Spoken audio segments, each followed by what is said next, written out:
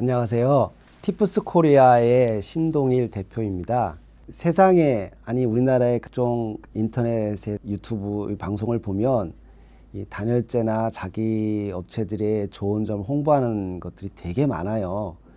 근데 저희도 홍보해 보여야 되겠다 싶은 생각이 있었는데 하지 않았었어요. 그러면 우리는 나의 시각으로 한번 바라본 것들에 대해서 좀 이야기를 하기 시작해야 되겠다 싶어서 오늘 그 첫 번째 영상으로 내가 바라보는 단열재란 어떤 것이고, 단열재를 선택할 때 무엇을 고려해야 되고, 단열재를 또 어떤 곳에 어떻게 잘 사용해야 되는지, 이런 기준들을 그냥 제가 바라보는 관점에서 이게 설명을 해 드리면 단열을 생각하시는 여러분들이 좀 조금은 도움이 되겠다 싶어서, 그래서 한번 제가 간단하게 정리를 해서 한번 영상을 찍어 보려고 합니다. 제가 바라보는 단열재란, 그냥 단열재는 뭐 유튜브 영상이나 뭐 이런 찾아보면 나와요. 그냥 단열재는 단열재예요. 그죠? 단열은 기본적으로 열을 차단하는 재료로 만들어진 제품을 단열재라고 합니다. 그 법적으로는 열 전도율이라는 게 있는데, 이 열 전도율이 0.051 와트 퍼 메타 켈빈 이하의 재료로 만들어진 것이 단열재라고 하고, 단열재 범주 속에 이제 법으로 규정돼서 들어갈 수 있는 제품들이 되겠습니다. 그 단열재 종류는 되게 많아요. 근데 크게 대별을 하면 유기질 단열재, 즉 석유화학 제품으로 만들어진 단열재와 무기질 단열재, 즉 천연 광물로 만들어진 단열재가 있고요. 이거 둘을 복합해서 만든 복합재질 단열재가 있습니다.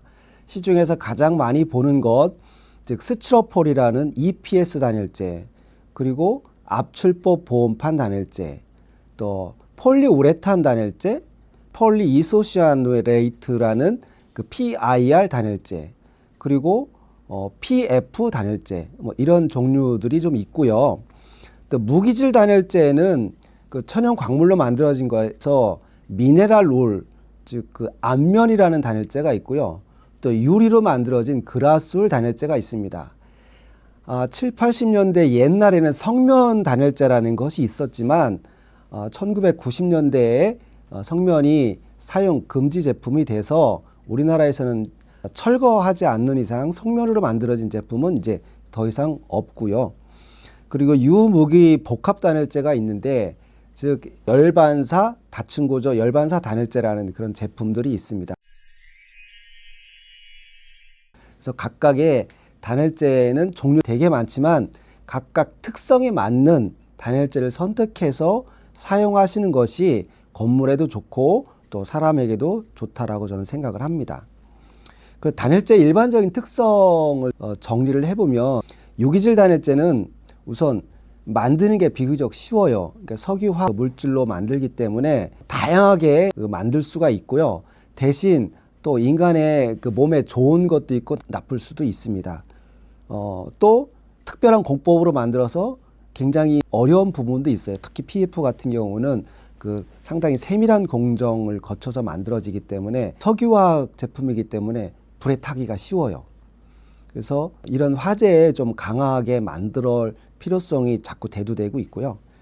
그 다음에 화재에 약하니까 이게 녹고 타고 하면서 유독가스가 많이 발생돼요. 그러니까 석유를 태우면 굉장히 시커먼 새카만 연기들이 많이 나는 것처럼 그 PIR 단열재, PU 우레탄 단열재 이런 게 화재에 그 유독가스가 많이 나서 생명을 많이 좀 앗아가고 하는 경우도 있잖아요. 그것처럼 유독가스 발생이 많이 할 수 있다. 그리고 가격대에는 저렴한 것부터 좀 비싼 것까지 아주 다양하게 분포되어 있습니다.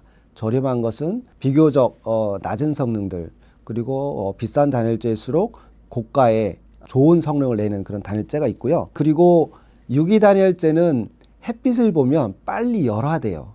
그리고 시간이 갈수록 단열 성능이 주로 떨어지는 특성들이 있습니다. 그리고 한 가지 더 하자면 비교적 가벼워요. 밀도가 낮기 때문에 취급하기가 좋죠. 또 들고 운반하고 하는 게 반면에 무기질 단열재는 불에 잘 안 타요. 그 천연 광물이 철이나 알루미늄 뭐 이런 게 안 타듯이, 유리 이런 게 안 타듯이 그렇게 안 탑니다. 안 탄다고 해서 아예 안 타는 것은 아니고요. 높은 온도에 접촉을 하면 녹아요. 그리고 또 습기에 좀 민감한 편입니다. 그래서 무기질 단열재는 습기 관리에 조금 유의해야 된다라는 부분이 있고요. 불에 잘 안 타니까 유독가스 발생도 좀 적겠죠. 가격대는 밀도에 따라서 차이가 납니다. 즉 밀도가 낮은 제품들은 좀 가격대가 좀 저렴하고요. 밀도가 높은 제품들, 즉 한 180K, 뭐 150K 이런 것들은 곱하기 밀도의 단위당 단가를 곱하면 많이 올라가겠죠. 그래서 유기질 단열재보다 더 비싼 경우도 있을 수도 있습니다. 비교적 그렇다 보니까 무겁습니다. 밀도가 높다 보니까. 그래서 저희가 사용하는 그라스울 단열재는 보통 한 40K 정도 되는데 40K 정도 되면 유기질 단열재의 가장 좀 무거운 단열재보다도 조금 더 무겁다고 볼 수가 있어요. 그럼 단열재를 선택할 때 우리가 한번 생각해 봐야 할 점들이 있을 것 같아요.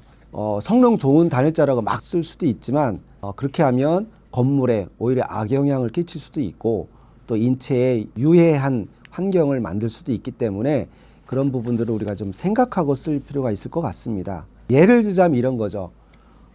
투습이 잘 돼야 되는 그 환경을 만들어 줘야 되는데 여기에 불투습 단열재를 썼다. 그러면 좀 좋지 않겠죠. 반대로 투습이 잘 되지 않아야 하는 그런 환경을 만들어 줘야 되는데 투습이 너무 잘 되는 단열재를 썼다. 이럴 경우에 또 악영향을 미칠 수가 있겠죠. 혹은 화재에 되게 안전해야 되는 곳에 불에 너무 잘 타는 단열재를 썼다.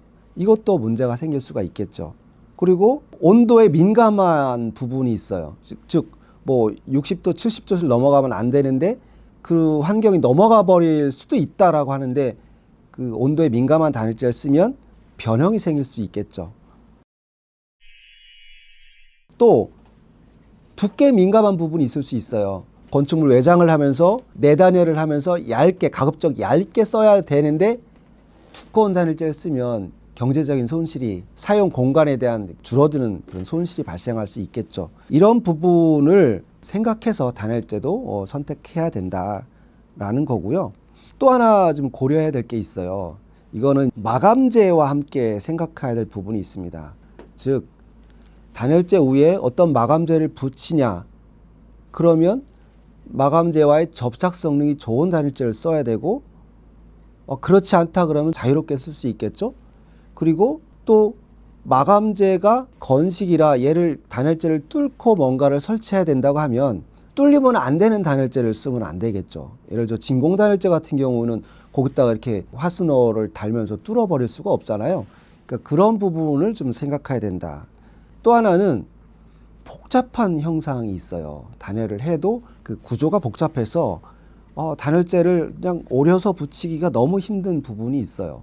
이럴 때는 또 충진형 단열재 또는 뿜칠형 단열재를 또 쓸 수도 있다는 거죠.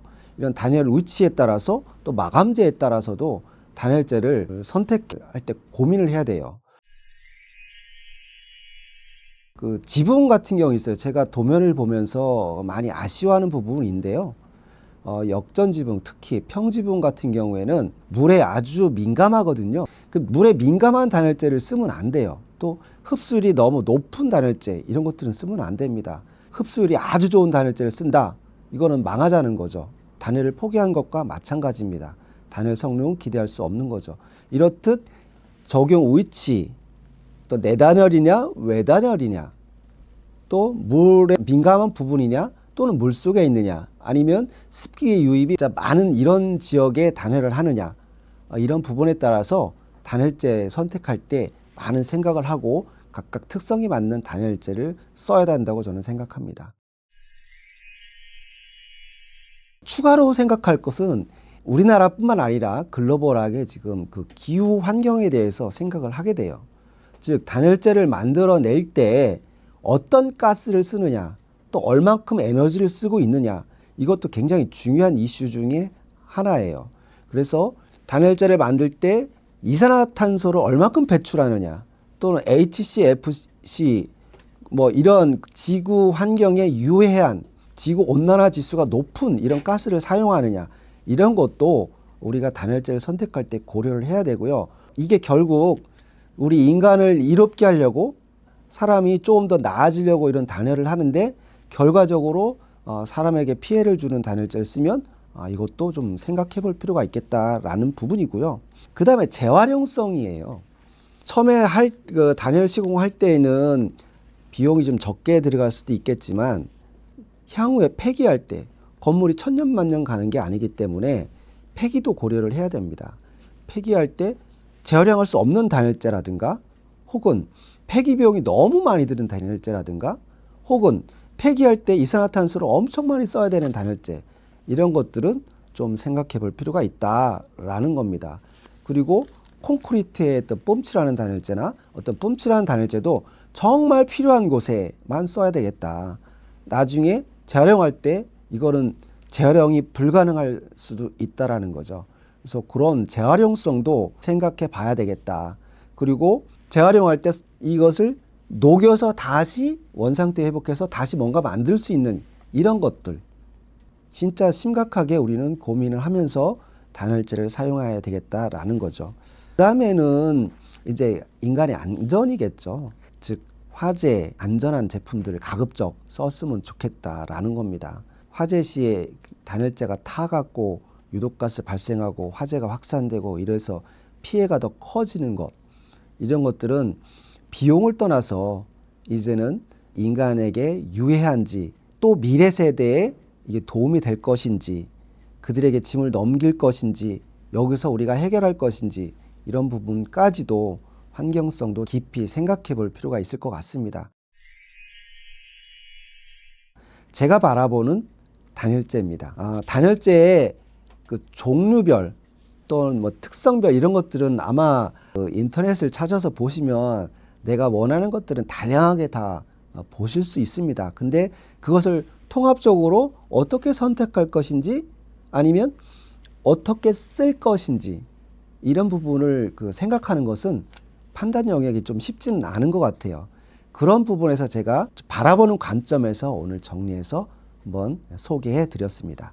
그 특성에 대해서는 다음에 제가 조금 더 자세하게 한번 설명할 기회를 가질 것 같고요. 티푸스 코리아는 뭐 하는 회사인지, 그리고 티푸스 코리아에서 쓰는 단열재는 어떤 것인지, 또 왜 그 단열재를 선택할 수밖에 없었는지, 이런 부분도 앞으로 쭉 논의해 가면서 소개해 드릴 예정에 있습니다.